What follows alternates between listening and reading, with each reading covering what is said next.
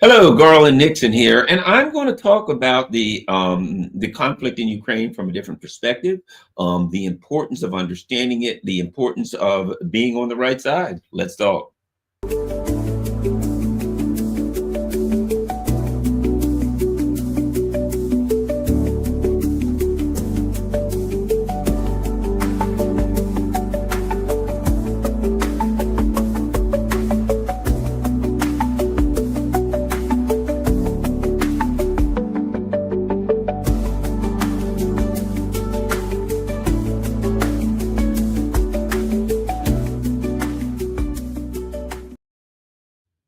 Hello, Garland Nixon here. Hold on 1 second. My rock fin is not rolling, and I got to make sure that's important. My friends over at Rockfin, oh, I'm just having a time here. My friends over at Rockfin are missing out. And before we get going, and this is a very, very important stream, I think. Boy, I didn't start off on a good foot, did I? I'm rolling wrong on Rockfin. My phone's buzzing. Holy crap. But maybe we'll get this going. Maybe it'll work. If not, I'll just run it on Rockfin later. All right, let's go. Oh my gosh, Rockfin's running. There we go. Dear friends and family. There we go. All right, we're rolling. Okay, finally, it took me a minute and 30 seconds to get going. That's a long time, but this is an important stream, so let's make it happen. What am I talking about here?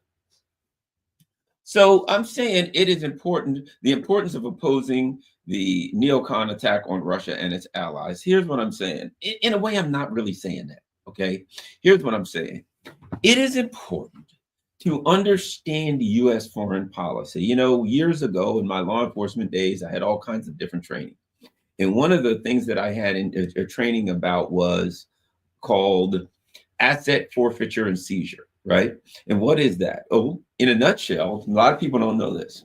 The government can, a police officer can pull you over and you can have $5,000 cash in your wallet, in your car, in an envelope. And a cop can say, I'm seizing that money. You can say, what? I'm seizing that money.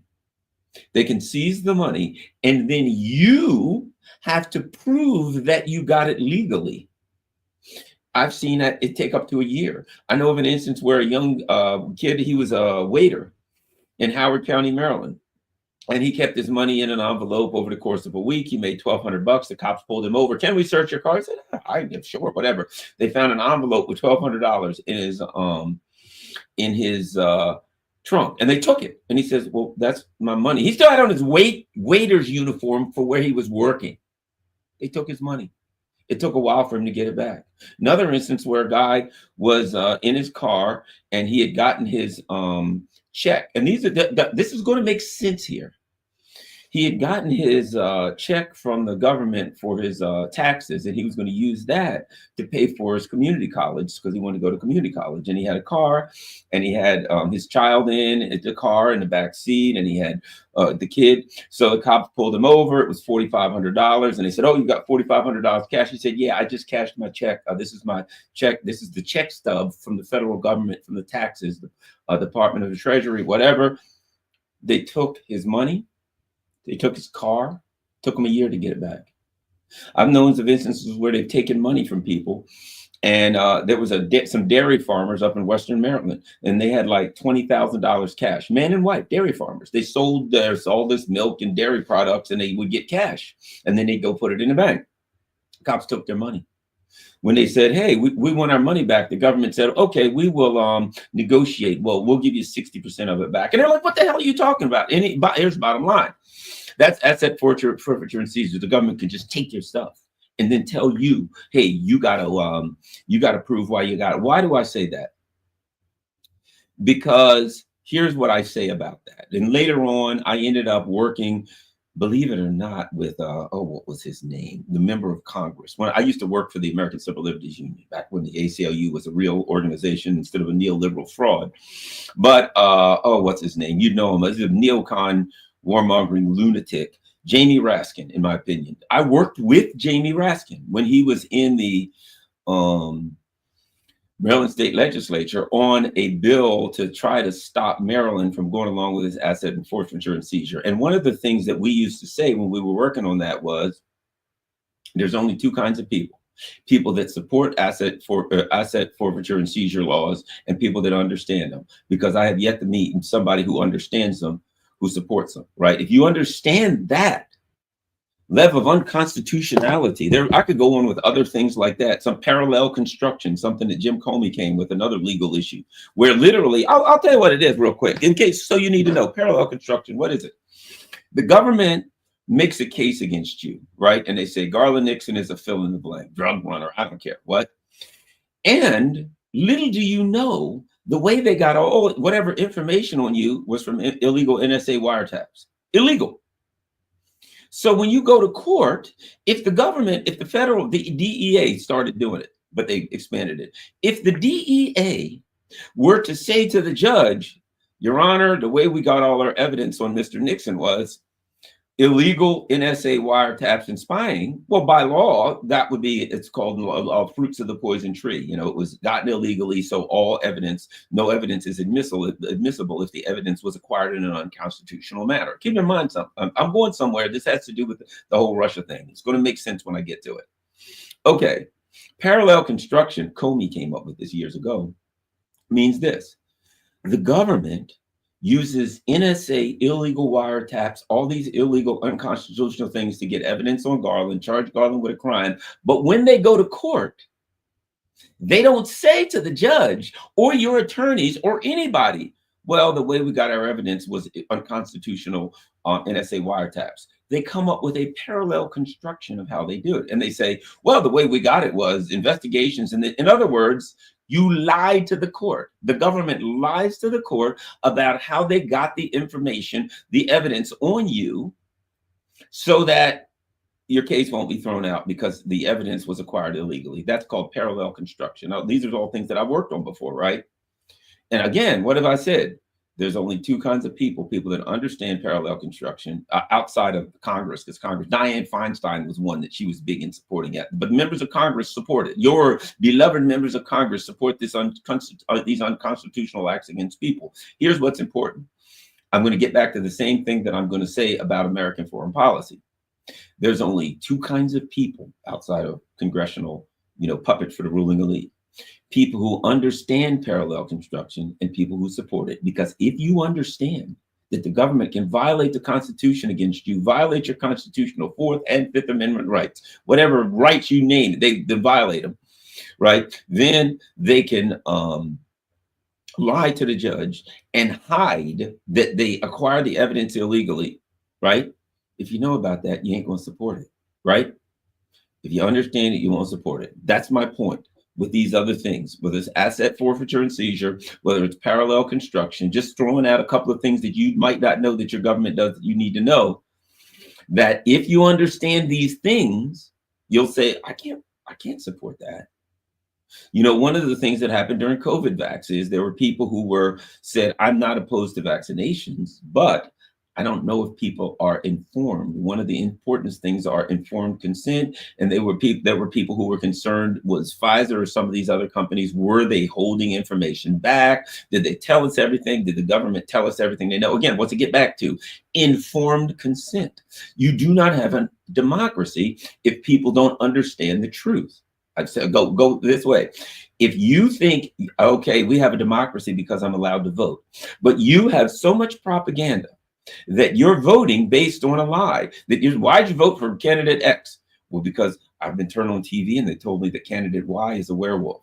And you ask the people, why'd you vote for candidate Y? I've been watching the news and they said that candidate X is a vampire. And I don't want a vampire or a werewolf. What about candidate Z? Clearly he's a zombie, right? Is it a democracy if you don't have informed voters? If they're voting on fallacies, if they're voting on absurdities, it's not a democracy. Is it a democracy if people don't understand the laws? And there are laws that are clearly violating the Constitution and they don't even know they're happening until it hits them, right? So here's my point. When it comes to American foreign policy and Russia, I'm sure a lot of people are already ahead of me and know where I'm getting to. And that is, it is important that you understand foreign policy. And it is my belief, in the same way, my tongue keeps getting crooked, it's freaking me out. OCD is a mess. But my point is this: why do people support the U.S. neocon attack on Russia in Ukraine? Because that's what it is. Why do people support that? Out of ignorance. They're not informed voters. Again, this is not a democracy for any number of reasons. We do not live in a democracy. So one of the things that happens when I hear Democrats say, Trump or whoever, anybody, this person is attacking our democracy. That person's attacking our democracy. As Earth, Wind, and Fire said in one of their famous songs, you can't lose what you never had. You have to have a democracy in order for your democracy to be attacked. You can't attack something that doesn't exist. And if you don't have informed voters, if you don't have informed people of what their country is doing, you do not have a democracy. And particularly in our country, the media, which is completely captured by the government, which is completely captured by the intelligence agencies, but I repeat myself, their job is to misinform you. Their job is to lie to you. Their job is to ensure that you do not understand foreign policy, that you make your decision based on archetypes. What is an archetype? A hero, a villain, things like that. The archetype of the leader, right? The dictator is an archetype. Well, we can't support fill in the blank. The leader of this country is a dictator. Americans say, well, this guy's a dictator. These are dictatorships. I had somebody, it pretty much freaked me out. Somebody who I know who, claims to push back against the system, claims to be a socialist, claims all of this stuff, right? And they said, yeah, Iran and China and Russia are all dictatorships. All they're doing is repeating the language of their enemies. The people that they're furious at now, they're repeating the language of the oppressive ruling class. They're repeating the language of the warmongers and lunatics, the very people that they claim to oppose, and they are repeating the language. Why? Because they're uninformed. They don't know any better. And I would argue one better. I'm a big believer in the issue of understanding what you're saying and understanding, if you believe something, why you believe it, right? Why, if you believe something, why do you believe it? If someone says you believe such and such, you believe this, if you make a statement, this so-and-so is a dictator, if someone says, well, I don't see it that way, can you explain it to me? Can you do that? It's important to always ask yourself, can you do that? If someone says, do you understand this? Can you do that? So if someone says to me, Putin's a dictator, I should be able to say to them, I don't agree with you. Based on my research and the evidence that I've seen, based on my conversations with Russian people, based on my study of the country of Russia, I certainly don't see that as true. However, I'm open. Give me your evidence. Every time I do that, you know what I get? A stupid look. A stupid look. China's a dictatorship. Oh, really? Explain it to me. Oh, they're communists. That doesn't tell me anything. Explain in detail. Give me some evidence. Give me some empirical evidence, something. Let me know. At least if you can't convince me, tell me why you believe that, other than because you were told that they're a dictatorship. It was repeated over and over and over and over again. Putin's a dictator. Maduro's a dictator. They got a list. Archetypes.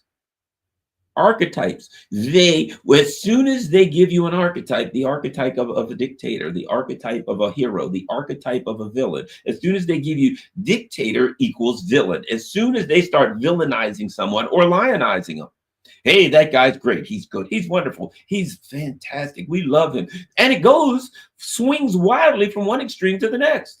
George W. Bush was the archetype of a villain when it comes to the Democrats during his while he was in office. He's a Republican and they're evil.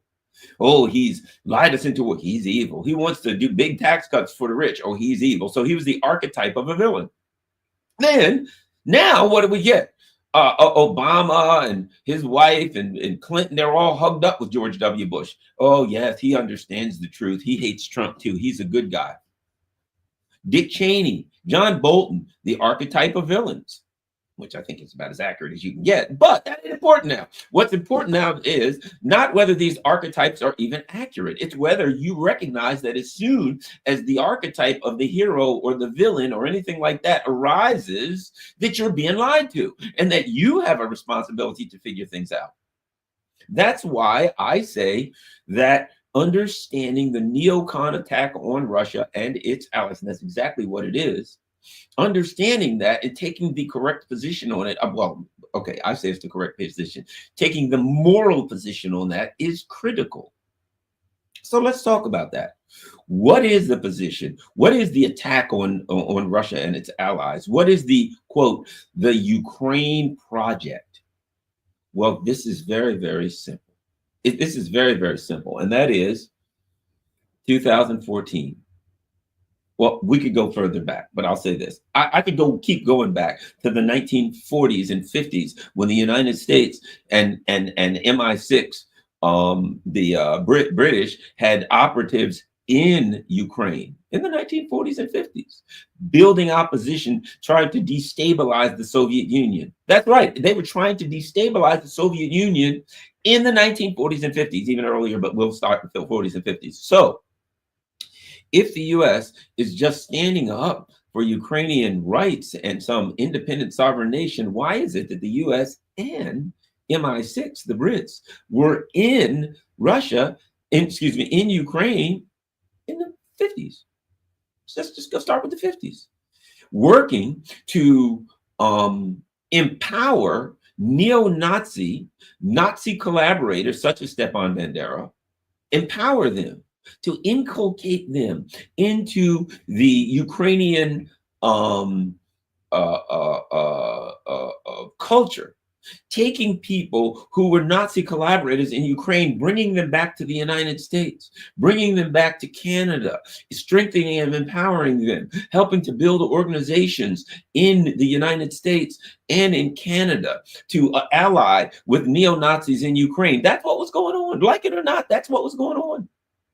To build a ultra-nationalist, Nazi fascist element in regime in Ukraine. The truth of the matter is this: when people talk about there's Nazis in Ukraine, their power doesn't come from Ukraine.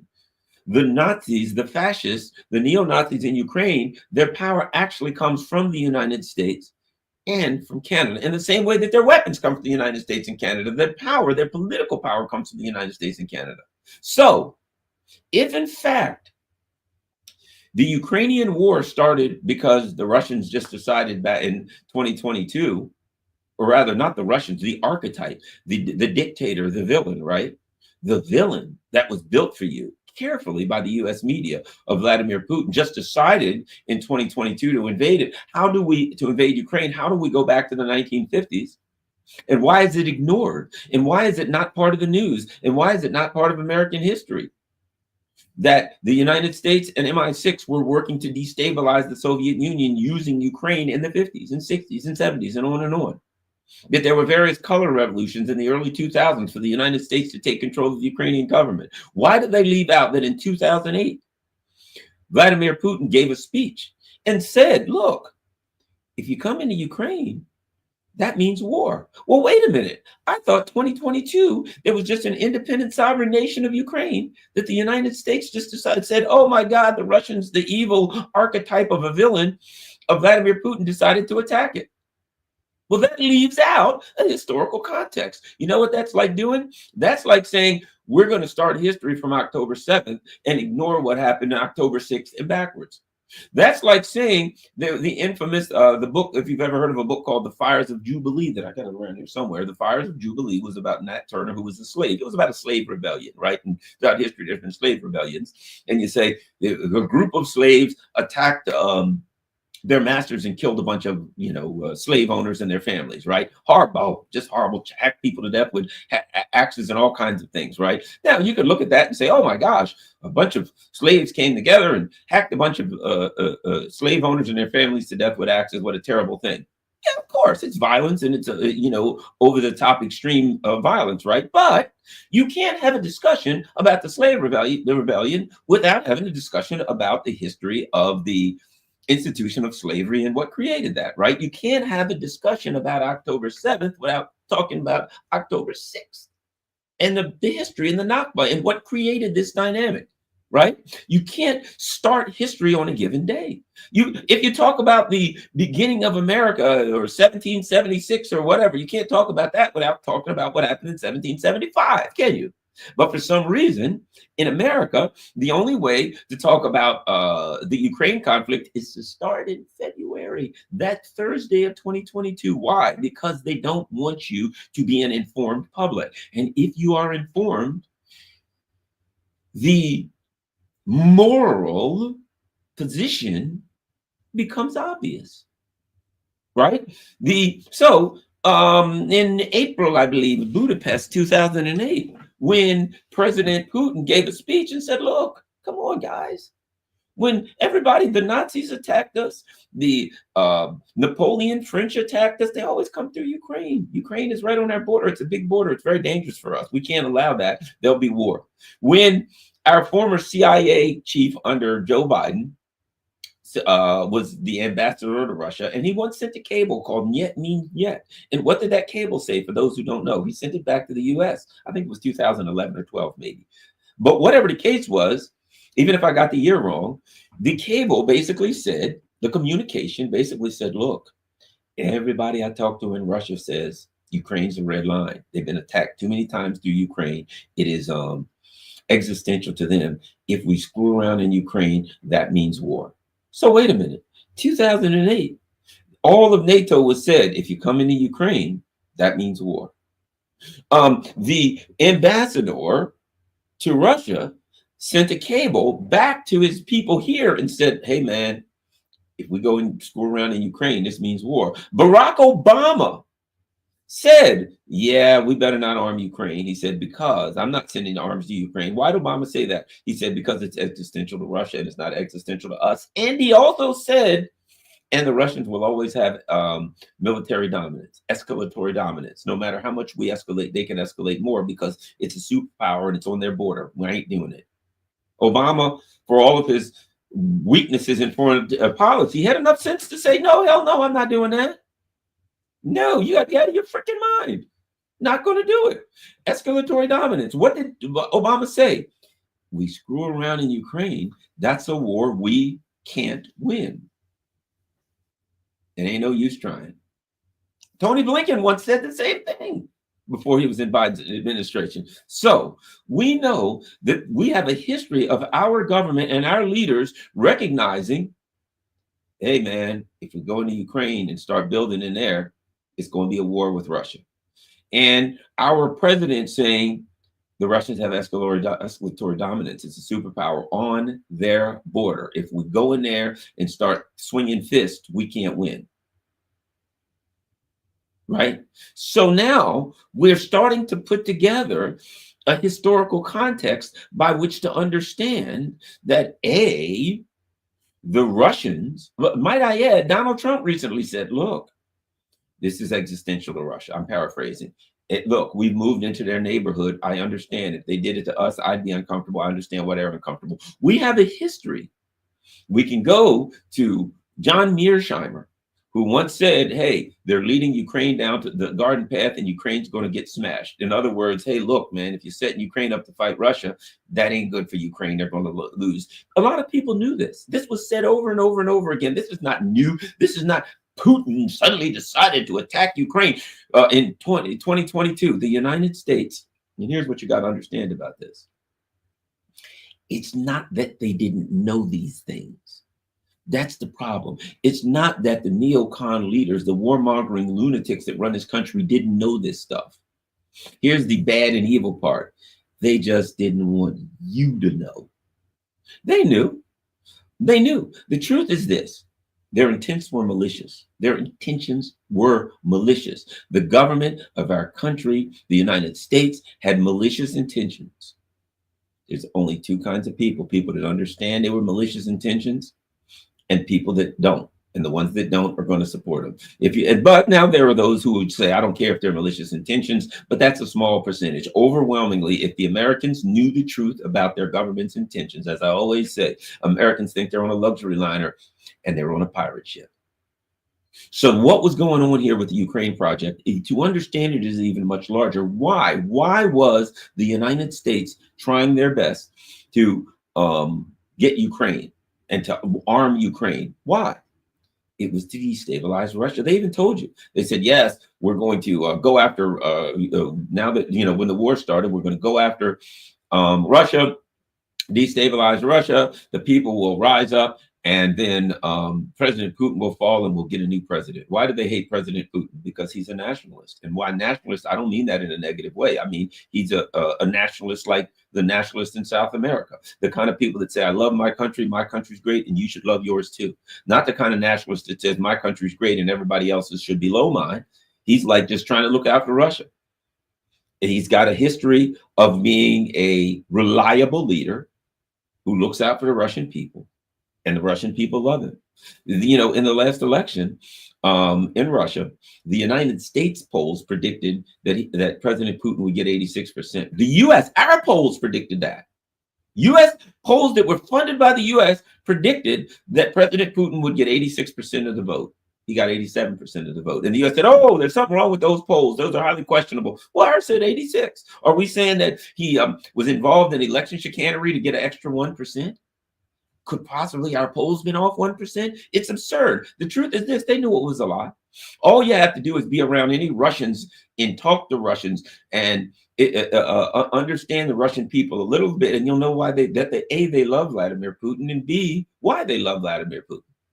That all this crap about the archetype of him being some kind of a villain and some kind of a horrible dictator is a bunch of garbage that is created to mislead the United States, so that then they will support a foreign policy that's not in their best interest of going over after a nuclear superpower that literally puts the existence of humankind at risk. At risk. I said wrist, like wrist. At risk. Okay? So it is critical that when I say it's important to oppose the neocon attack on Russia, it's because if you understand it, you're bound to oppose it.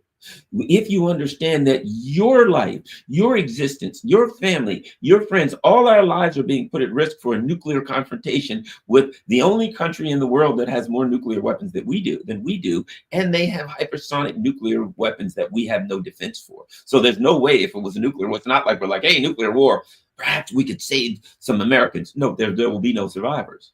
Think about what kind of a lunatics. What is worth? Let me ask you this.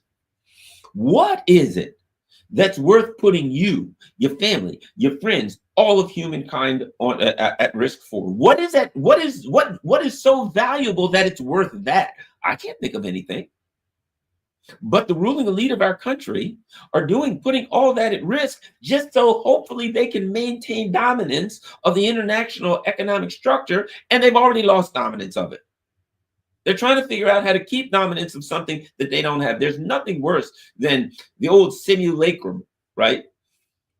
Trying to create something that never really existed, trying to recreate something that never really existed, right? Well, here's what they're doing. They had some level of dominance, but they're trying to hold on to something rather than trying to recreate something that never existed. You can argue maybe they did have dominance, maybe they didn't. They did have some level of economic dominance, right? But it's gone. And now they're trying to hold on to something that they don't have. And the more they squeeze, the more it slips out of their hands. It's like the old story of the girl with the rabbit, right? Her parents bought her a rabbit. She gets in the back seat. She loves the rabbit. She hugs it so much. By the time they get home, she's hugged the rabbit so much she smothered it. She loved it to death. And as they say, and a lot of parents do that with their children, and a lot of men and women do that with their significant other. They smother them and they hug them so tight that they smother the relationship, right? They try to control it so much. They try to hold on to it so much instead of letting the other person have some freedom. One thing I've said about relationships, there's only one thing worse than being there, not being there when somebody needs you. That's being there when they really don't. Everybody needs their space. Okay. So my point is this. What we're looking at is, not to get sidetracked, what we're looking at is this. You need an accurate understanding of what you're dealing with. Not archetypes, not the ideologies that say these, because we as a member of this party, of this group, of this ideology, I'm a libertarian, I'm a communist, I'm a whatever, right? I'm a free marketeer, I'm whatever you want. And because I'm a member of this group, we believe X. No, that is anti-intellectualism. Intellectualism says it does not matter what group I'm a member of. It doesn't matter what I like or what I don't like. I want the details and the facts. And based on the facts, based on empirical evidence, details, and I can use intuition, I can use other things, what feels right, what seems right. There's nothing wrong with that. Indicators that, that just don't feel right. That's fine, but you do have a foundation of some information to work on. You, particularly when it comes to geopolitical and geostrategic issues, and that is historical context that you need, that you have, and that you can bring to bear on the issue and try to figure it out. But just to say, well, you know, Putin's a dictator, the G's a dictator, that person, Maduro's a dictator. And when someone says, tell me what you know about that country, and you know nothing, you got nothing. You know the music, but you don't know the words, right? So here we are back with Russia and Ukraine. Look, one of the things I bring up to people is this, and I say, Vietnam. Now, I see people walking around, riding around with this stuff on the back of their truck.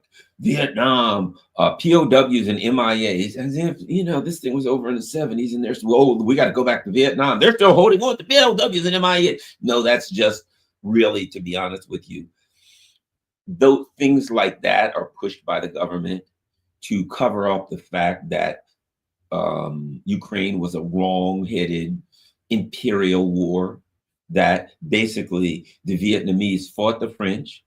They were beating the crap out of the French. The United States first started supporting the French militarily. And then when the French got ran out, the US came in, and then we got ran out. And what did we do while we were there? We put a dictator named Diem in power in South Vietnam. We put puppet governments in power in South Vietnam. Eventually, the guy Diem, we didn't like him. He wasn't working outright for him. He was a Catholic and a Maduro, what is it, Buddhist, or I think it's Buddhist company. He was like 1% Catholic, and he was doing preferences for the Catholics. So things weren't going so well for Diem. What did the United States do? Shot him, put him in power. When he wasn't doing what we wanted and he wasn't that popular anymore, the US rubbed him out. That's a fact. US rubbed out. They put a dictator in charge of a country, a puppet government. And when the puppet didn't do what they want, oh, you might want to look into that history there, Zelensky. They put a bullet in him, and I think his brother also killed them both. If you understand that, what did the US do? Went around Vietnam dropping bombs, dropping napalm, slaughtered millions of people. And the next country is Cambodia, Laos. The United States flew over. Henry Kissinger literally, infamously said when he was talking about dropping bombs on villages of rice farmers, oftentimes illiterate, didn't know what was going on. They were just living in a little village out in the middle of the rice fields in the middle of nowhere, living their lives.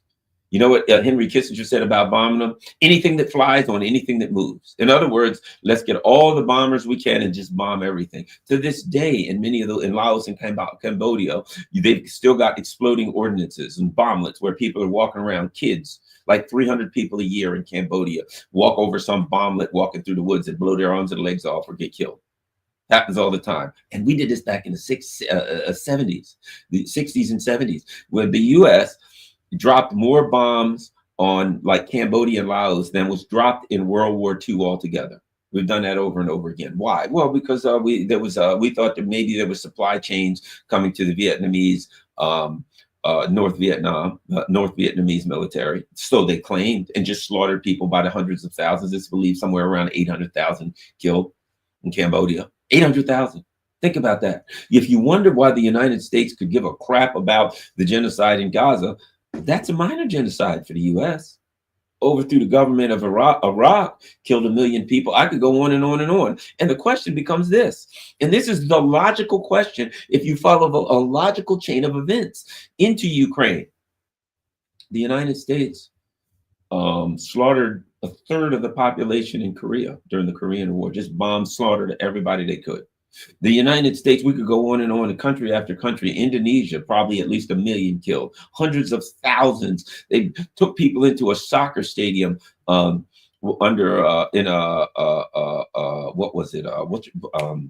South America. I'm having a brain cramp, you know what I mean? But bottom line is, and they would put people in helicopters and fly them up and drop them right out of the helicopter to their death. The United States has left a trail of murderous blood across the world. in country after country, overthrowing governments, inserting dictators, maybe killing a dictator eventually, so robbing the country blind, on and on and on, and then blaming the country. The United States in 1952 overthrew the government, 52, 53 overthrew the government of Iran. Why? Because Mohammad Mossadegh, the leader of the government of Iran at that time, duly democratically elected leader, said, look, the US and the Brits, the UK, are pumping all the oil out of our country, keeping the money. That's our oil.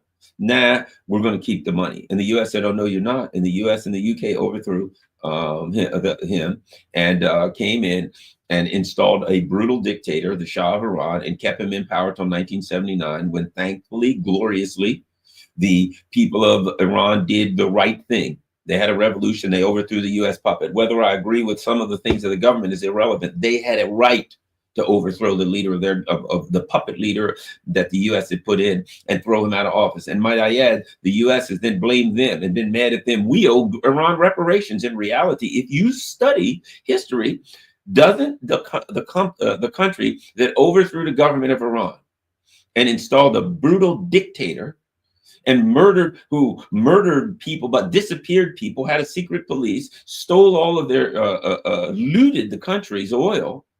United States, when we overthrew the government of Iran, the US took 50% of the oil profits from then on, and then split the rest. Like the UK got 20%, somebody else got split them. So the US came in, overthrew the government of Iran, and then just like a bank robber, just like when a bank robber and a group of bank robbers rob the bank, and afterwards they come out and the lead bank robber says, how much did we got? We got 400,000. All right, there's 5 of us. I get 200,000 because I put it together, and we got 200, 300,000, whatever left. You guys get to divide that up, right? I get half because it was my plan. I put everything together. I made it happen. I'm the head guy. He gets the biggest cut, and then they start. That's what happened. And just like a bank robber robs a bank, and then him and his crew of miscreants divvy up the money. The United States overthrew the government of Iran and then divvied up the oil money for the next several decades until the Iranians overthrew the government and took it back. And now we say the Iranians are bad and evil. Why? Because we don't have a U.S. puppet in charge. Now, knowing that, given that context that I just said, of just a tiny fraction of the things that the U.S. empire has done in history, how can you possibly believe that the U.S. is there in Ukraine on the border of Russia to look out for the Russians? Might I add, and I'd said this before, forgive me if you've heard it, there's 3 superpowers, 3 world powers that matter: Russia, China, the United States, right? Okay. You ever heard of Taiwan? The United States literally recognizes Taiwan as a province of China. Taiwan, according to the US, you can go to the US State Department's website and says, Taiwan is a part of China. We recognize it. I could get into the 3 communiques and Nixon and history and all that. It doesn't matter. Our State Department right now says we recognize Taiwan as part of China. What did recently Pete Hegseth say? We've got to defend Taiwan from China. Taiwan's part of China. Would it make sense for China to say there's a separatist movement in Puerto Rico? Although it's part of the United States, we have to arm Puerto Rico and we have to support that separatist movement in Puerto Rico who wants to separate from the United States. The United States would go to war, wouldn't they? So of what moral standard are we applying to say Taiwan is a part of China and we must fight China over Taiwan, and Ukraine is on Russia's border, and we must fight Russia over Ukraine? Do you see a pattern here if you're supporting Ukraine and Taiwan?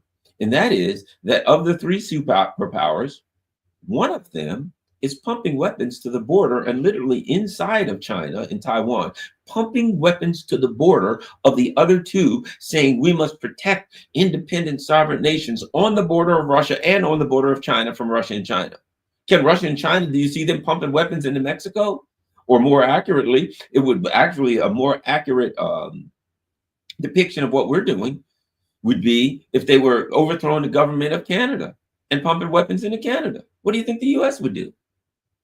So it's understanding that the history of the US, of the ruling elite of the US, is a malicious, violent history that uses violence, malice, lies, and propaganda against the American people and other countries to convince the American people to go along with their own destruction. Might I add, American people that are like, we've got to bring jobs back to America, money back to America, this back to America. They don't understand, most of them, that a significant reason, not probably the significant reason, that America has not economically advanced, in fact, is in rapid economic decline, is due to the militaristic nature of our foreign policy. Think about this: 900 bases. How much do you think it costs to maintain those bases?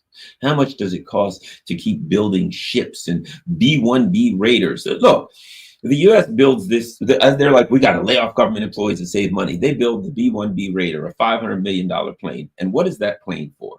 What is the idea? Why do you build this plane? These strategic bombers, why are they built? They're built so that in the event of a nuclear war, right, you fire all your missiles and you obliterate the enemy. Of course, they fire all their missiles and obliterate you. So all human beings are dead, but some might survive. So now after you've obliterated everything with missiles, now you send in your strategic bombers, they send in their strategic bombers, and you drop your last few bombs just in case some humans survive, because we couldn't have that.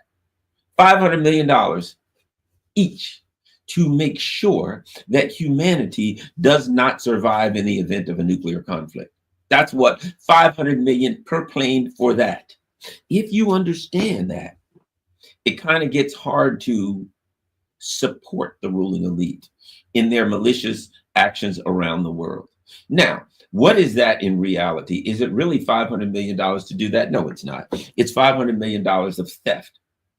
That $500 million per plane could be used all over the United States to help the poor. It could be used for education. It could be used for all kinds of things, for the advancement of the middle class. People need to be educated. People need all kinds of housing. We got homelessness. Our country is falling apart.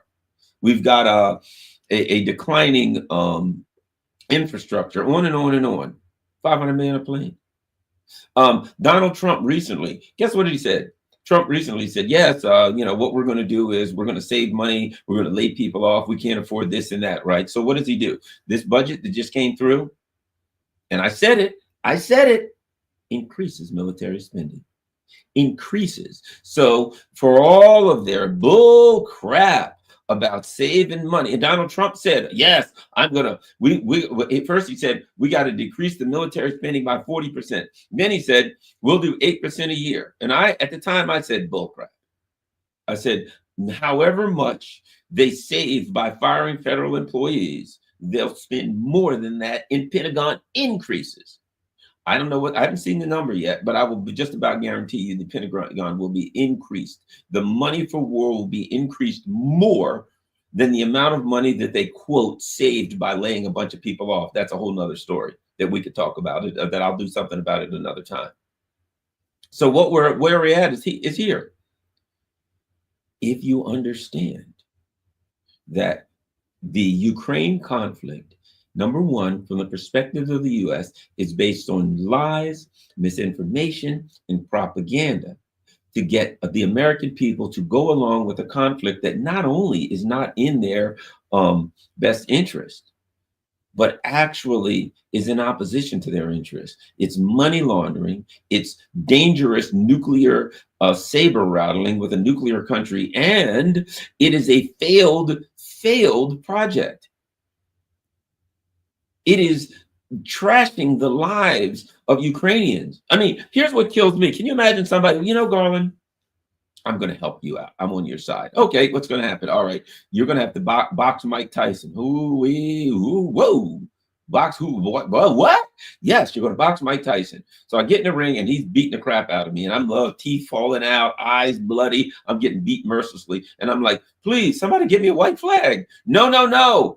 We're going to keep you going. We're going to prop you up. We're going to give you a shot so you can't feel pain and get you back in the ring. No, I don't want to get back in the ring. I'm going to get killed. Nah, we're standing with you, Garland. We're standing with you. Guess what? Garland, you've got blue and yellow trunks. Everybody's going to be walking around carrying blue and yellow, painting everything blue and yellow. We're all supporting you. And I'm like, well, this ain't good support. I'm getting beat mercilessly. Back you go into the ring, buddy. Keep up the good work. We're all betting on you. And I'm like, but I'm telling you, I have no chance of winning. Shut up. Get back in there. We support you. We love you, Garland. Go, Garland. That ain't no way to support me. If you want to support me, get me out of the ring. I'm getting beaten to death. No. So the fact that they can convince Americans that they're supporting Ukraine by driving them into a war and keeping them fighting in a war that they're getting massacred. They're getting massacred. And the only thing we've got is propaganda to lie to the American people and say to the American people, no, they're actually winning. They're doing great. How's their Air Force? Oh, yeah. Really? They got subs? Air defense? They're not doing so well, are they? They're winning. They're winning. Are they getting slaughtered? Yeah, sure. Massacred? Absolutely. And then we just make up some numbers. Yes, but the Russians are losing 1 million people a day. Would you believe it? 1 million a day. The Russians are losing. The Ukrainians have destroyed 500 trillion thousand tanks, and that was just yesterday. We just pumped lies into the American people. And the American people never even suspect that there's anything wrong. Wow, the Russians lost 500 million people a day. But they don't have 500 million people. And that ain't even a number. That's not important now. What's important now is that you accept that the Russians are losing, the Ukrainians are winning, and we keep throwing those bastards into the battle so they can get shredded by Russian drones and shrapnel. So everything about this war is a lie. Why is it going on? Here's the foundation. The United States wants world domination. It wants to hold on to world domination, and it don't even have world domination. It wants to destabilize Russia using Ukraine. There's even, and if you don't believe me, I'm going to show you.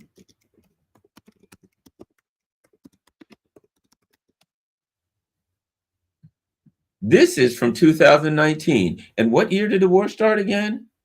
What year did the war start? It actually started in 2014. That's the lie. But what year did Russia join in? 2022. Here's something from 2019. Let's look at it. Overextending and unbalancing Russia. Right? So why the hell would you want to overextend and unbalance Russia? Ooh, in 2019. Perhaps that's what Russia was responding to. Watch this. Here's what I'm going to do. I'm going to do a search in this document for the word Ukraine. It's in there 6 times. Let's look at it. So they start off by saying, this is the Russians are sympathetic to Putin's decision to have mischaracterized this research. Well, let's look at it. Let's go down this research. Providing lethal. Now, this is 2019. How are they going to unbalance Russia? Right? Providing lethal aid to Ukraine would exploit, listen to this, Russia's greatest point of external vulnerability. So in 2019, they said Ukraine is Russia's greatest point of external vulnerability. But any increase in U.S. military arms and advice to Ukraine would need to be carefully calibrated to increase the cost to Russia, blah, blah, blah, without provoking a much wider conflict. In which reason, listen to this, Russia, by reason of proximity, would have significant advantages. So they said in 2019, hey, we can use Ukraine to get to Russia, but Russia's going to have the advantages, but they want you to believe that Russia's losing. Let's keep going.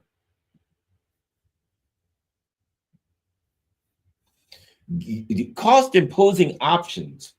How are we going to make Russia suffer? Here's some. Provide lethal aid to Ukraine. Likelihood of success, moderate.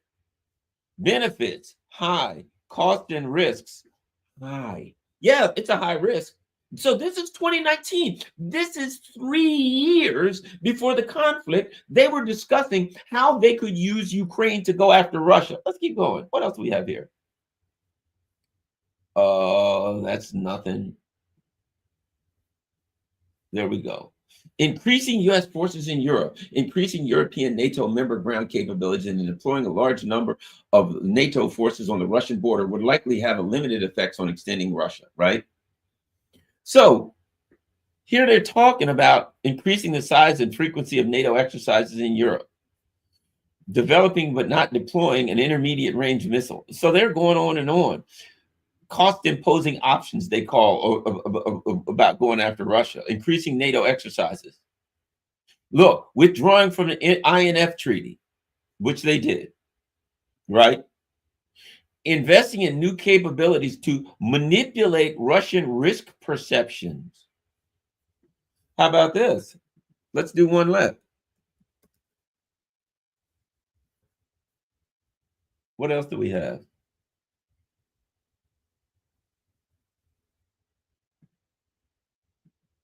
There's another one.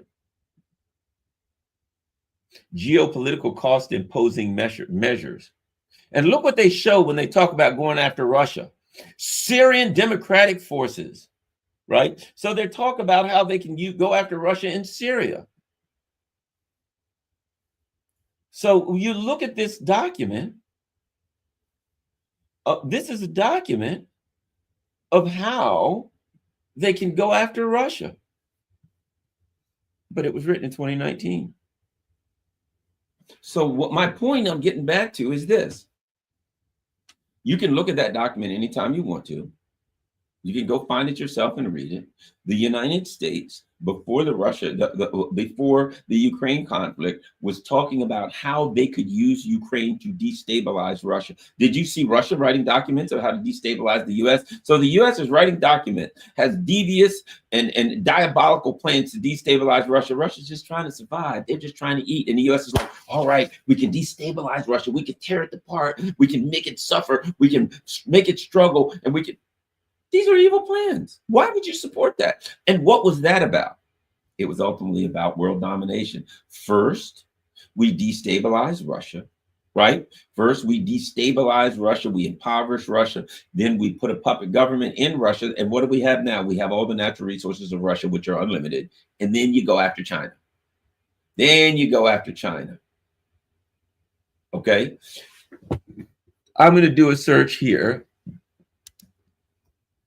War with Russia and China, and see what we have. I bet you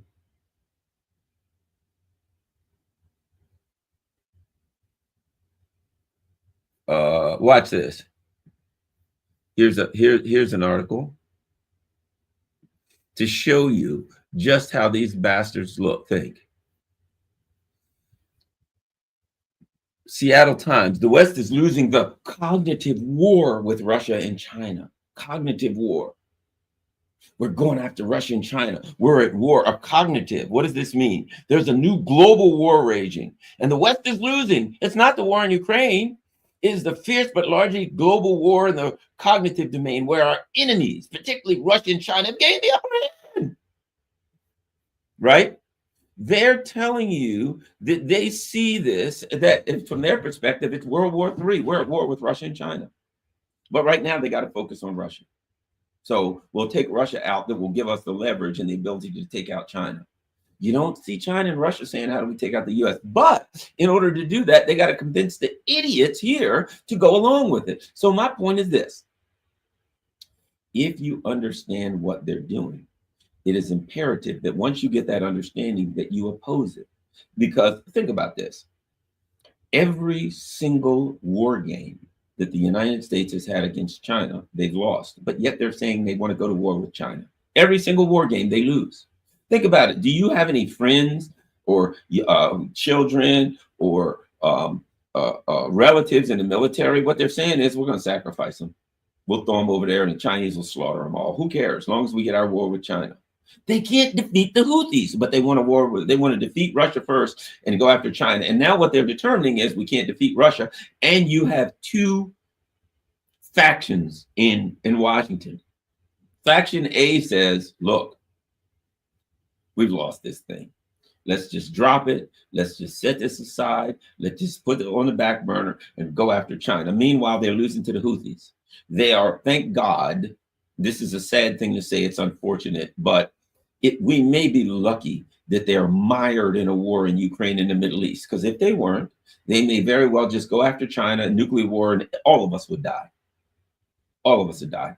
Because the United States, if we start a war with China on China's border, 6,000, 7,000, 5,000, however many miles it is from the US coast to the Chinese coast, if we start a war with China with a industrial capacity that is unmatched in the world, one factory can create as many missiles in like 12 days as the United States has, period. So the US says, all right, we're going to war with China. And they start putting thousands of missiles raining on it, down on all of our bases. Every base in the region is turned to rubbish in hours.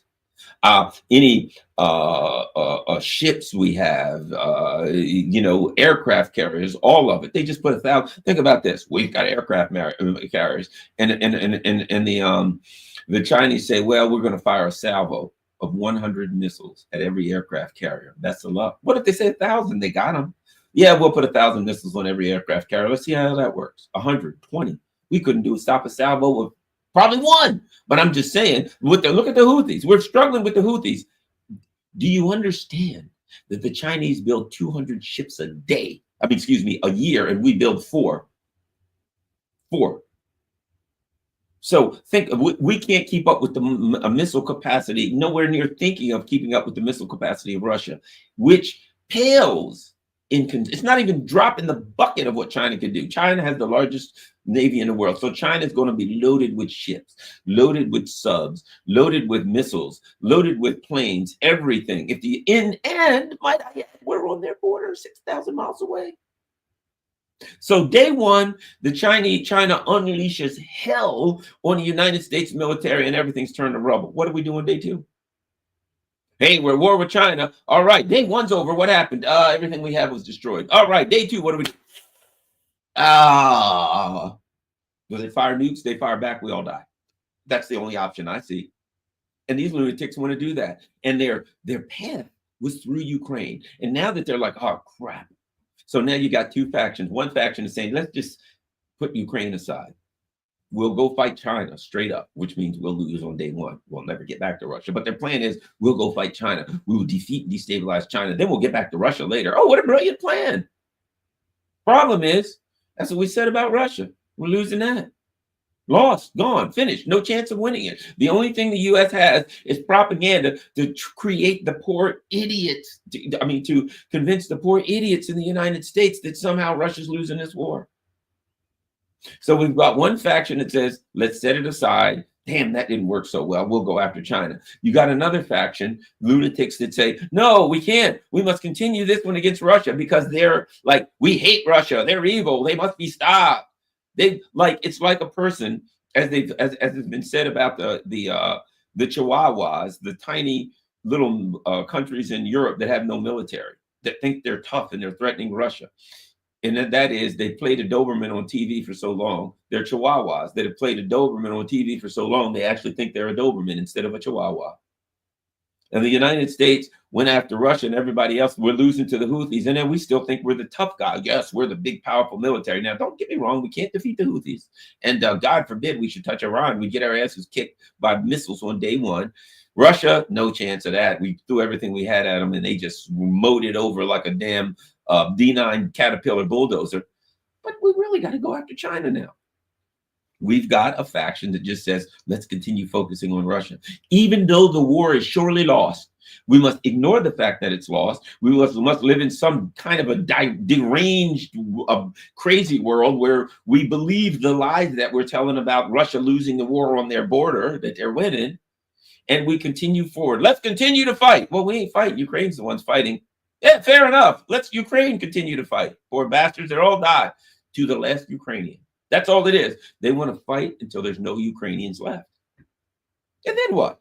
At that point, there will come a time when you kind of got to admit it. At some point.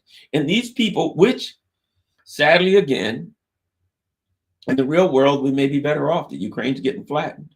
Because at some point, as Ukraine ends, it will be maybe more difficult for the U.S. to convince everybody, let's go fight China now. They'll be struggling to figure out how they lost this war, which, might I add, it's now Trump's war. Foolishly for Trump, he should have just walked away, but no, he's going to get this fixed. And he's got a bunch of idiots around him who are in the camp saying that we're still in charge. Marco Rubio literally saying, well, within the next few weeks, we'll know whether Russia wants peace. Whether if Russia doesn't sign some kind of a peace agreement within the next few weeks, then they don't want peace. So what? Why is Russia? They're winning. What the U.S. is trying to do is win a war, get the benefits of winning a war when they lost. What they're trying to do is dictate to Russia, you got to take a deal. Just like they're trying to do with Iran. Iran, we're going to give you a deal and you must take a deal. Iran's like, screw you, do what you're going to do. If you tell somebody, give me your lunch money or I'll fight you, and the person says, well, I guess we're going to fight. I'm not giving you I don't want to fight you. I'm not going to throw the first punch. But I ain't giving you my lunch money. You're going to have to take it. What are you going to do? As they say, barbecue or mildew, right?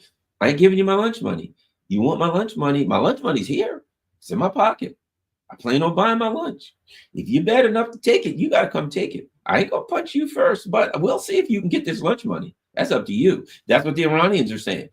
The U.S. is saying, you better strike a deal with us, a deal that we will dictate to you. So in reality, it's not a deal. If I say to you, I want to buy your car, and you say, well, I don't want to sell it to you, or I'll sell it to you for the right price.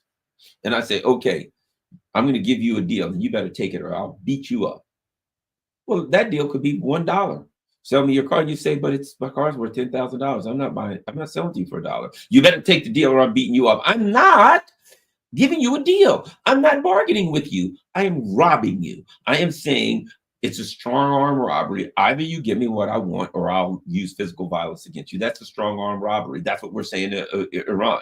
You better take a deal with us or else we'll use coercive measures. That ain't a deal. Now, of all things, Rubio saying that after we became the belligerent, we fired up a war against Russia that we've been working on since the 50s in Ukraine. Levied untold 26,000 apparently sanctions against Russia. Lost the war. And then we say to Russia, damn, we lost the war. Shit. Russia, you're going to have to take the deal we want or else. And Russia's like, yeah, or else what? No, we ain't taking a deal. I got an idea. We won the war. And we understand that when you win, you get what you want. Now, as Vladimir Putin said, and to Emmanuel Macron very early in the conflict, we will achieve the goals of the special military operation either by diplomacy or force of arms. That's where we are. And it looks like the Russians are going to achieve it by force of arms because the silliness, the absurdities coming out of Marco Rubio's mouth. Well, if the Russians don't take this deal, give us a deal within a couple of weeks, it'll be obvious who doesn't want peace. And the Russians are like, it ain't whether we want peace or not. We're going to get what we want. You don't like it? You got to stop us. What are you going to do? You're going to send troops in? You don't have enough troops. I read recently that an evaluation of the U.S. showed that the U.S. has approximately 174,000 combat troops. 174,000 combat troops. And the Russians got like 1 million. Really? And we're going to go to the Russian border with 174,000 troops worldwide.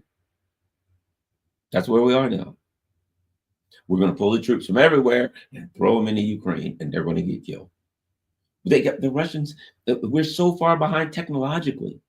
We don't have decent air defenses. The Russians have Kinzhal and Zircon and all of these other hypersonic missiles. We don't even have one hypersonic missile. Nothing. Our air defenses are weak. Our F-35s are highly dubious as effective battle, military aircraft. We can't force Russia to do anything. And now we're trying to use coercive economic measures in a way that basically, as I've said time and again, the United States after 1945 created an economic infrastructure around the world so that the U.S. could dominate. And the U.S. is just simply saying, damn, that economic infrastructure doesn't work anymore. Well, it doesn't work because of our neoliberal policies, but that's a whole other story. It doesn't work because it's spun in exactly the way it should, which is all the money is extracted from the poor and the working class and given to the rich. It works perfectly. It's not broken. It works fine. But the U.S. is saying, well, it doesn't work anymore, so we will use domination, coercion, tariffs against everyone. We were using sanctions before. No sanctions. Well, we'll use tariffs. That's coercion the same. We'll use tariffs against everyone to restructure it because the infrastructure, economic infrastructure that we created doesn't work anymore. So we got to recreate it. Well, that ain't going to work anymore because we don't have the military horsepower. We don't have the economic horsepower. We have no diplomatic horsepower. And might I add, based on what's happened, what the U.S. has done both in Ukraine, historically, in all of the countries from Iraq to as I've on and on and on, the countries that we've overthrown, Vietnam, you name it. And lastly, what the U.S. is doing in Gaza and in the Middle East right now, the U.S. has no moral authority, has no moral foundation to do anything, to convince anybody of anything. So I get back to this. Once you understand the conflict, the Ukrainian Neocon conflict, that is simply sharpening Ukraine as a knife to stick to Russia's throat, to try to destabilize Russia, to steal the resources of Russia, and then to go after China and destabilize them. You understand that to support that is to support pure evil, is to support wrong. And as Malcolm X said, if the truth is un-American, don't blame me, blame the truth. The United States is committed to genocide. What am I supposed to say? Well, they may be committed to genocide, but hey, this is my country. Red, white, blue, all the way. Yay! I don't think so. And that's not the way it works. For those of us who believe in basing our view of the world on some level of morality, on some level of right and wrong. I'm not trying to judge other people. I might not agree with other people. I encourage people to have a robust debate. And a robust debate means people are going to say things that you don't agree with. And you have to respect their right to do that. But a robust debate means you put in what you believe, you put in what you know is right. And in the end, hopefully people understand. It'll shake itself out in the end, or it won't. But ultimately, that's, I guess, all I have to say on the situation. All right. So we have some, we may have one or two super chats. And I like to look and see through the super chats. Is there someone? So if you got a question, super chat. I'm also going to check Rockfin, and I'm also going to check for Rumble Rants in a moment and see what the people have to say. I saw, okay. The Sparkster says, General Kellogg's the poster child for saying there's no fool like an old fool. Yes, Sparkster. General Kellogg is part of the faction. He's part of the neocon faction that is there to do their thing and try to influence the Trump administration to go in a stupid, foolish, and neocon way of doing things. Will the UK and France deploy troops or air cover? Well, you know what? They can't. They don't have it. Now, keep in mind something. Let me answer that. Let me help you out here.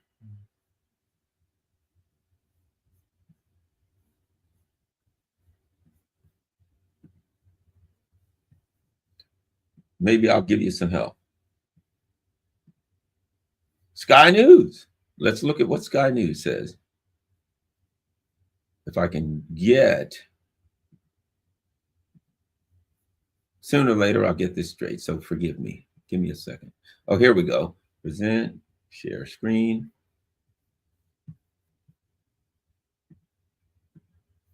Watch this. Will they? Well, let's see what it says. Starmer is warned British army too small to deploy troops for Ukraine peacekeeping. The Prime Minister tells Sky News in Kiev the UK would put its full part in peace relations between you, including deploying troops, right? So if you go down here,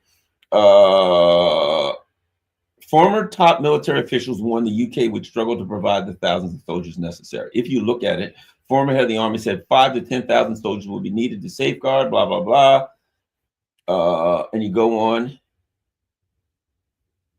Asked if there is concern the army is too small for a peacekeeping mission, she told Sky News, we inherited an army that was at its smallest size for hundreds of years. right? So if you start reading what's going on, what you'll find is this: they don't have it. They don't have it. They continue to say, we're going to do it, we're going to do it, we're going to do it. But what they really, then what they'll say is, if the U.S. provides a backdrop, in other words, U.S. troops. Now, what does that really mean? Why is that the Brits and the French keep saying we'll send troops? They're not saying it because they're going to send troops. It is a ploy. What they're doing is this: they're throwing a monkey wrench. It's their way of throwing a monkey wrench into any negotiations between the U.S. and Russia. They know that the U.S. and Russia are trying to make a deal, but they know that Russia would never approve, and Russia has said, we will not approve of troops from NATO countries being in Ukraine after any settlement.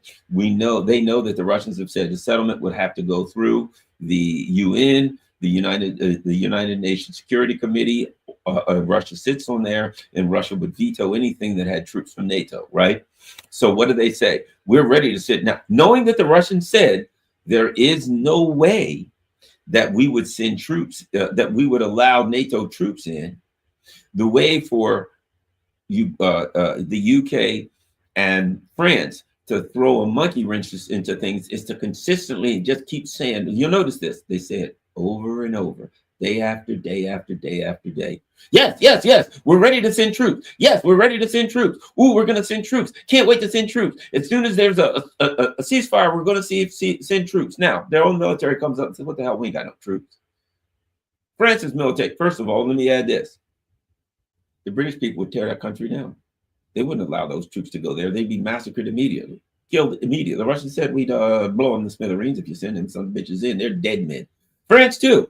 If Macron, what does Macron have, like a 15% approval rating? He does not have the political wherewithal to send 10 or 20,000 troops to their death. Not going to happen. In fact, he would be risking a military coup. The military may take him out in a coup. So the truth is, neither Starmer, both of them who have ungodly low approval ratings in a country where the people are furious and don't want war. So neither of those countries, neither Macron nor Starmer can do it. They do not have the political wherewithal to do it. And if either one of them tried, their government would fall immediately, right? They're not saying it because they're going to do it. It is a tactic. It is a tactic to continue to, as they say in the Brits, to throw a spanner in the works, to throw a monkey wrench in the gears of any hopes that the U.S. would have of making a deal with Russia, which are slim, which I would say they got two chances, slim and fat. Sparkster.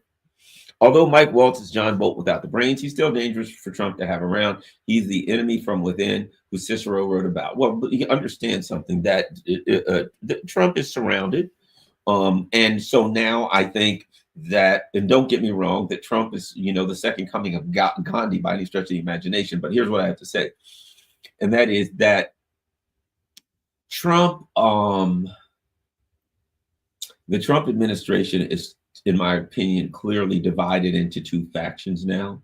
And those factions are getting tighter and tighter, and they're getting further and further apart. And at some point, I think those two factions in the Trump administration are going to go to war themselves. And you've got the Waltz-Rubio faction, who, like Rubio, keeps trying to do this. Well, if the Russians don't take a peace deal, then we know they're the ones that don't want peace. In other words, you lost a war with Russia. You started a war with Russia. You fought a war with Russia. You lost a war to Russia, but somehow you think you still have the authority to dictate the terms. I'm sorry. If you say, I'm going to take Garland's lunch, and Garland says, I don't want no trouble, but here it is. It's in my pocket. If you can get it, if I was you, I'd walk away. But if you can get it, that's up to you. And you start throwing hands, and you and Garland start fighting, and Garland kicks your ass, and you're laying on the ground bleeding, and you say to Garland, Garland, I've decided to make a deal with that, where let's say you give me, let's start with this. I'll say 50% of your lunch money, and but I'm willing to negotiate. So I say 50% of your lunch money. What do you say? Let's negotiate. And Garland says, you told me you want to take my lunch money, and you swung on me, and I kicked your ass. And you think I'm going to bargain with you to give you any of my lunch money? I told you. It's only one of two ways to do. You're either going to get it all or none. You want to keep fighting, we can keep fighting. My suggestion is you're laying on the ground bloody. Things ain't working out well for you. But if you want to keep fighting, we can keep fighting. I'm the winner here. I have no need to negotiate. But whatever you want to do, you got to make a decision at some point, because I'm going to commence to continue to stomping on you because you're on the ground. That's where Rubio is. Well, we will dictate things. The Russians will do this. Either they don't. And the Russians are like, oh, yeah, really? I'm really listening to you, pal. You just lost the war in case you haven't figured it out. All right. So, yeah, that's just a matter of the and remember, right now we're answering super chat. So if you want to throw a super chat in, okay. Lindsey Graham introduced Pete Hegseth to the media around 2010. Prior to that, Hegseth was Graham's joy boy. I don't know who he was or anything about it. All I know is he's about as sharp as a furry marble. He's about as bright as a wet match in a dark cave. U.S. will provide security guarantees to U.S. troops, which there's literally no possibility of it, because we don't have the capacity to do it if we wanted to. What is the security guarantee going to be? Hey, send in EU troops. And Russia says, if they come in, we're going to bomb the hell out of them. Okay, now they're in. Russia bombs the hell out of them. What's the guarantee? What's the guarantee we're going to say? All right, first we'll send in European troops. And after Russia bombs the hell out of the European troops, then we'll send in American troops and go to war with Russia. That it is. The so-called security guarantee is nothing but say, on behalf of Europe, of the EU, we're ready to go to war with Russia, which we know ends up in a nuclear war. Because what happens as soon as the U.S. goes to war with Russia, Russia's going to shoot down our satellites. Russia's going to start firing hypersonic missiles at our ships. How are we going to send ships over? What are we going to do? How are we going to get troops over there? Send them across the Atlantic with the Russians, with Russian subs all over the Atlantic? And these ain't the old school subs like the U-boats that we can find. It's a whole different Yasin class subs. Now Russian subs loaded with hypersonic missiles with a 1,700 kilometer range. These subs, oh, wait, well, here's what we got. We got a shipload of 50,000 American soldiers loaded on a ship heading over to fight Russia. What do you think? You think Russia's going to let them cross the Atlantic? Somewhere along the way, a hypersonic missile at 12,000 miles an hour is going to come whistling into the side of that ship and kill everybody on board. They're not going to wait for your ships to get over there. How are you going to get the troops over there? Might I add, at some point when they got there, they would have to go to a port, wouldn't they? What do you think Russia's going to do to those ports? Russia will flatten. Russia has the capacity with surface-to-surface missiles to obliterate every major port in Europe. If U.S. goes to war with Russia, they would A, knock out our satellites with anti-satellite missiles, B, turn every port in Europe, which we could use to offload goods and men, into a pile of rubble, and C, any aircraft carriers that could even hope to come here would be facing hypersonic missiles whistling in at 12,000 miles an hour, sinking them all. In the first hours would be devastating for the U.S. I'm not saying Russians wouldn't take a punch, but we wouldn't have much left to fight with, because we got to go to their border to fight with them, to the border of a superpower. Oh, might I add, they got 1 million troops and we got like 174,000 now, all over the world. How about this? We got bases all around Russia. Russia has no bases around here. What do you think they're going to do with their missiles to our bases on day one? So, yeah, we can't provide security guarantees. We can't provide security guarantees to Israel against the Houthis. Think about that. We're trying to provide security guarantees to Israel against the Houthis, and we're losing it. What do you think is going to happen with Russia? So, yeah, no, sorry, not an option.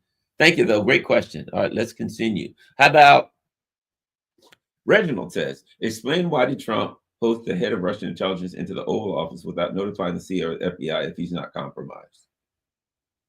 Look, I'm not even going to go there. The idea that Trump is compromised to Russia is so preposterous and absurd. It is, again, it is nothing but an intelligence operation. That's all it ever was. It was an intelligence operation. So the idea that Trump is compromised by Russia, whatever that even means, whatever it means. And I have no idea. And I'm supposed to believe. Please, Reginald, do me a favor. This is my email address, garlandin@gmail.com. I want you to send me some evidence that Donald Trump had the head of Russian intelligence the leader in the Oval Office, and the CIA didn't know anything about it. The FBI didn't know anything about. Think about this. So how did you get him there? So a Russian plane flew into the United States with the head of the Russian intelligence, and the CIA and the FBI had no idea. He then got in a car and drove to the White House. CIA and the FBI had no clue. And he wandered around the White, walked up to the, and the CIA was like, hey, who's this guy walking through the Oval Office? I don't know. I'm a janitor, maybe. It's illogical. I understand what you're saying, Reginald, but if you still believe that Trump is a Russian, whatever, compromised by Russia, you're a long ways from being where we need to be to understand reality here. That's all I'm saying. If you're still, let me say this. Who came up with that concept? It was the CIA and the FBI that came up with that concept. They're the ones that came up with that whole plan of arguing and putting forth their plan to argue that Trump was compromised by Russia. This was CIA and FBI operation to say that. And you think they're telling the truth? And even that, how did he do that without the CIA and FBI? The good guys should have known. I'm sorry, my friend. I just ain't there. Thank you for asking the question, and I needed to discuss it, but it's not in the realm of reality as I understand it, to be quite frank. Sparky says, has anyone informed Trump 10 times more Ukrainian fatalities than Russian? And it's never been a stalemate. Trump makes decisions off bogus premises from the mainstream media and intel community who tried to kill him. Now, let me say this. Sparkster, I do not operate based on a concept that I should take what Trump says as what Trump believes. That if Trump says, hey, the Russians are losing, that I should say, Trump really believes the Russians are losing. If Trump says, hey, the Russians have 10 times more Ukrainian fatalities in the Ukraine, I don't go like, well, if Trump said it, he must believe it. What I say is this: Trump says things for a fact. Like most politicians, they're apathetic about the truth. He'll say it if he feels that I need to say this for the purpose of how I'm dealing with Congress or how I'm dealing with other neocons or whatever. Trump will say it. So I don't know. I don't think that Trump believes those things. I think that Donald Trump says what he needs to say at a given time for the effect that it has on whichever various constituency or whichever various groups. I do kind of believe most likely Tulsi Gabbard has given him some good information. Could be wrong, but nah, I don't. Let me just narrow it down to this. When Trump says something, I don't necessarily accept that he believes what he says. That's what I'm saying. As the same way with Biden, I don't accept that when they say something, they're saying it because they believe it. I do. I'm going to research and look at it myself because I don't believe they're being honest with us. Articulate as always. Thank you. Thank you, Matthew. Let's continue. That's it, I think. All right, we're going to look for some Rumble rants. Are there any Rumble? Any Rumble rants? No Rumble rants. We're going to go to Rockfin. All right, on Rockfin. Thank you, Bobby. My friend told me about YouTube to see world news. The best thing that happened with reporters like Richard Medhurst, Scarlett Nixon, Scott Ritter, and more reporters. I received insight. Thank you. Thank you very much, Bobby. This is a wonderful Sunday AM inspirational talk, says Lori Lamb. Oh, Lori's up there in the mountains. Thank you very much, Lori. I've known her for years. Great friend. And of course, Pam Bald, Chicken Patty, who is the, might I add, the philosophical foundation of this channel, says Pam Baldy was installed to take our guns and not release the Epstein list. Well, here's what I have to say too about this. They don't really have to worry about taking our guns and disarming you, because as being put forth by what I was saying, we are intellectually disarmed already, to be quite frank. They don't have to disarm us physically. We're intellectually disarmed. Right. So, if you got a gun, we're pointed at each other. We'll be shooting each other up rather than any kind of, revolt against the ruling elite. If they thought that we were going to use our guns to revolt against the ruling elite, they'd take them all. But they have no fear. Anytime I walk around now, and the only thing, what I get? The Democrats are mad at the Republicans. The Republicans are mad at the Democrats. And I say the Republicans and Democrats, you still ain't even seeing the true puppet masters. The Democrats and the Republicans, the politicians, are avatars for power. That's all. All right, I'm going to run. I've been here long enough. Thanks a lot. Let me see any more. We thank you very much. Don't forget, share this on all your social media platforms. Thank you to all 805 people. If you have the ability to, I would greatly appreciate it if you could buy me a coffee or Cash App or PayPal or become a Patreon member. That would be wonderful to help the channel. If you can't, that's fine. Just share this on all your social media platforms. Thank you very much. Peace. I'm out.